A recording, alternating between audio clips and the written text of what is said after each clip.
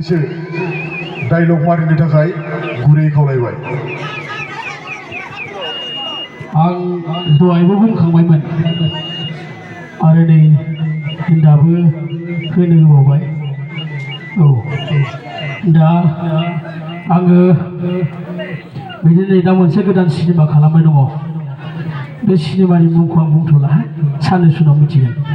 माने ओरैबायदि आरोखि आंनि केरेक्टारा। आरो मा ओंख्रि जाखो बेलाय? साला संख्रिबो गैया, थावबो नाङाखै, जेबो गोथाव जायाखै, गारजोब बेफोरबायदि आरोखि। दा बिदिनो आरो जांख्रिथाय थैसाम मोनसे बानायबाय। बेयावबो आंना एकदम केरेक्टारा, आंथ' दहायनो बुंखादों आं गुन्दा लानो गोसो गैया, खिन्थु आंखौ माने महरखौ नायनानै गुन्दायावसो होबाय थायो।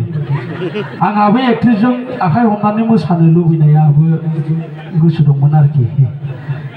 बबेबा दैमा जिङाव, बबेबा हाजोनि दै बोहैबाय थानायाव, बबेबा अन्थाइ थाफायाव बेफोरबायदि गोसो दंमोन।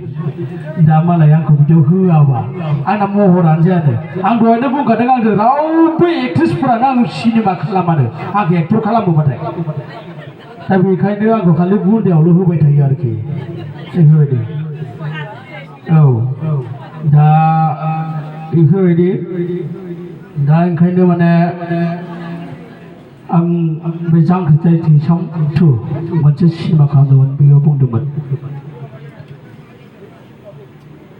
आरो साला आरो बेफोरबायदियाव नोंसोर माबोरै बर'लेण्ड मोननो? नोंसोर गावनो गाव बिदा फंबाय नायलायनोनो हायाब्ला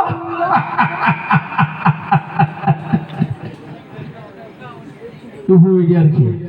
दा बेयावनो आं दहायनो बुंबावदों, जेनेबा माबानि आं बावजोब्बाय, आं बारा गोसोआव गैला, आं बारा एसेबां।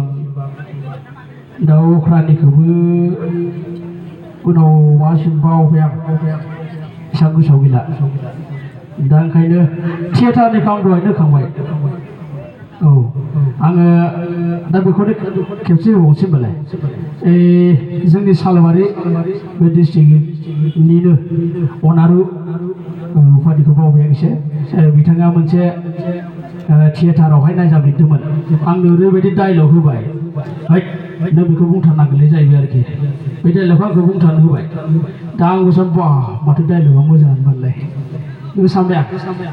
दा डायलगा ओरैबायदि आरोखि, हाजो खर'आव अर खामदों, आंनि कपालाव था था नांफैदों। बिदि।